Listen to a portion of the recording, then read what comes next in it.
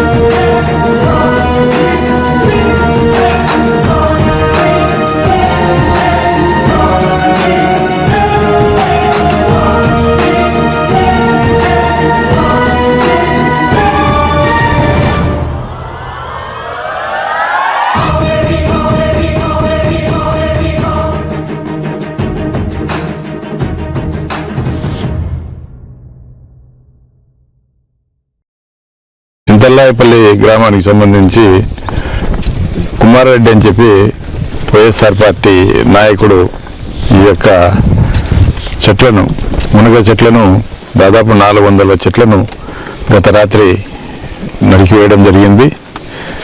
మరి ఈ యొక్క సంఘటనకు సంబంధించి మరి ఈ ప్రాంతంలో ఇక్కడ విచారించినప్పుడు ఈ యొక్క నియోజకవర్గానికి సంబంధించి, మునగానపల్లి నియోజకవర్గానికి సంబంధించి బీసీ జనార్దన్ రెడ్డి అనే వ్యక్తి ప్రోద్బలంతోనే ఈ యొక్క దుశ్చర్యకు పాల్పడినట్టుగా మరి వార్తలు కూడా రావడం జరుగుతూ ఉంది.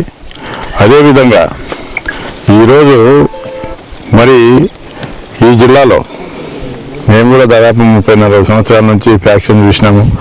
ఎక్కడ కూడా ఈ యొక్క విష సంస్కృతి, ఈ చెట్లు నరకడం అనేది ఎప్పుడు విష సంస్కృతి అనేది ఈ ప్రాంతంలో ఎప్పుడూ లేదు. ఏదో గతంలో ఈ కొలింగుల మండలంలో ప్రతి గ్రామంలో కూడా ఫ్యాక్షన్ గ్రామాలు ఉన్నాయి, అన్ని గ్రామాలు కూడా ఆల్మోస్ట్ ఆల్. అయినప్పటికీ ఒకరినొకరు ఏదో ఆధిపత్యం కోసం చంపుకున్నారు, చేసుకున్నారు, మళ్ళీ రాజీ పడ్డారు. ఇప్పుడు అందరూ ప్రశాంతంగా బతుకుతూ ఉన్నారు. మరి ఇటువంటి పరిస్థితుల్లో ఈరోజు 400 మునగ చెట్లను ఈరోజు వాళ్లకు ఏ విధంగా ఈ యొక్క చెట్లను నరికేదానికి ఎవరు ధైర్యం ఇచ్చినారు, ఎవరు సపోర్ట్ చేసినారు, దీని మీద పోలీసులు ఖచ్చితంగా విచారణ చేయాలి. ఇప్పుడు దీనికి సంబంధించి చాలామంది ఈ ప్రాంతంలో ఇది బీసీ జనార్దన్ రెడ్డి ప్రోద్బలంతోనే, బీసీ జనార్దన్ రెడ్డి నేనున్నాను, మీరు ఏవైనా చేసుకోండి అని చెప్పి వాళ్ళకు చెప్పడంతోనే ఇది జరిగిందని చెప్పి కూడా ఇక్కడ స్థానికులు చెప్తా ఉన్నారు. కాబట్టి ఇది జనార్దన్ రెడ్డి గారు, ఇది మీకు మంచి పద్ధతి కాదు. నువ్వు ఈ ప్రాంతానికి ఎమ్మెల్యేగా ఉన్నావు, మళ్ళీ మంత్రిగా కూడా ఉన్నావు.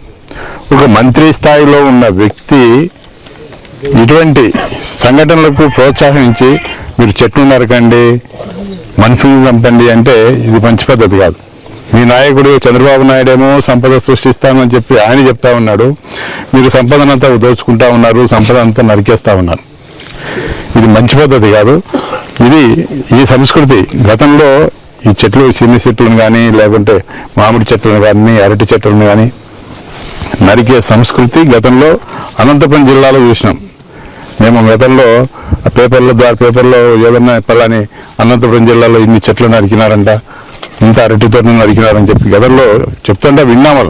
కానీ ఈ ప్రాంతంలో ఎప్పుడూ ఆ సంస్కృతి లేదు. ఈరోజు కొత్తగా ఈ యొక్క కుమార్ రెడ్డి అనే రైతుకు సంబంధించి ఈరోజు ఈ చెట్లను నరకడమే కాదు, ఆ చెట్లను నరకడం అంటే పసి పిల్లలను గొంతు కోసినట్టే ఇది ఒక రకంగా. ఎందుకంటే ఆ రైతు మరి ఎన్ని లక్షలాది రూపాయలు ఖర్చు పెట్టి ఈరోజు ప్రతిరోజు కూడా కంటికి రెప్పలా కన్న పిల్లలను ఏ విధంగా అయితే ఈ యొక్క చెట్లను చూసుకుంటారో పిల్లలను, ఆ విధంగా ఈ రైతు ప్రతిరోజు కూడా వచ్చి వీళ్ళ తల్లిగారు ఈయన అందరూ కూడా వీళ్ళ కుటుంబ సభ్యులందరూ సర్వస్వం దీంట్లోనే దారిపోసి ఈరోజు ఆర్థికంగా నష్టం చేసేదానికి ఈ యొక్క దుశ్చర్యకు పాల్పడడం జరిగింది. దీనికి సంబంధించి ఎవరైతే ఈ చెట్లను నరికినారో దీనికి ఎవరు ప్రోత్సహించినారు, ఈ గ్రామానికి సంబంధించిన చింతలాపల్లి గ్రామానికి సంబంధించిన ఎవరి ప్రోద్బలంతోనే ఈ చెట్లు నరికేసినారనేది పోలీసులు ఖచ్చితంగా విచారణ చేయాలా. దీని మీద కఠిన చర్యలు తీసుకోవాలని నేను ఎస్పీ గారితో కూడా మాట్లాడతాను. మరి పోలీసులు దీని మీద ఈయన కఠిన చర్యలు తీసుకోకపోతే ముందు కూడా ఇక్కడ ఫ్యాక్షన్ ప్రభావం కూడా పెరిగేదానికి చాలా వరకు ఆస్కారం ఉంది. ఎందుకంటే ఇప్పుడు అందరూ ప్రశాంతంగా బతుకుతా ఉన్నారు. అందరూ బైక్లో మోటార్ సైకిల్లోనూ ఫ్రీగా ఎవరి గదు వాళ్ళు ఫ్రీగా పోతా ఉన్నారు. దీన్ని బట్టి మళ్ళీ ఫ్యాక్షన్ మూలాలు ఈ యొక్క చెట్లు నరకడం వల్ల మళ్ళీ పెరుగుతూ ఉన్నాయి. దీనికి సంబంధించి దీన్ని మొగ్గలోనే దీనికి మీరు తుంచి వేయకపోతే దీనికి సంబంధించి పోలీసులు బాధ్యత వహించాల్సి వస్తుంది. కాబట్టి ముఖ్యంగా పోలీసు వారికి నేను విజ్ఞప్తి చేసేది అంటే ఖచ్చితంగా దీనికి ఎవరైతే ఈ యొక్క చెట్లు నరికేదానికి మరి బయట ప్రాంతాల నుంచి కానీ లోకల్గా కానీ ఎవరైతే వచ్చినారో వాళ్ళ మీద కఠిన చర్యలు తీసుకొని కేసులు నమోదు చేసి మళ్ళీ ఇటువంటి సంఘటనలు పునరావృతం కాకుండా ప్రభుత్వం కూడా ఈ యొక్క కుమార్ రెడ్డి అనే రైతుకు సంబంధించి నష్టపరిహారం కూడా ఖచ్చితంగా ప్రభుత్వం కల్పించాలని చెప్పి మేము కోరుతా ఉన్నాం. ఖచ్చితంగా ఎందుకంటే వైఎస్ఆర్ పార్టీకి సంబంధించి ఖచ్చితంగా కుమార్ రెడ్డి అన్ని విధాలుగా మనకు సపోర్టుగా ఉంటుంది. అదేవిధంగా పార్టీ కూడా సపోర్ట్గా ఉంది. ఈ విషయాన్ని కూడా జగన్మోహన్ రెడ్డి గారి దృష్టికి కూడా తీసుకొని పోయి ఖచ్చితంగా దోషులను ఖచ్చితంగా శిక్ష పడే విధంగా చర్యలు తీసుకుంటామని చెప్పి ఈ సందర్భంగా తెలియదు.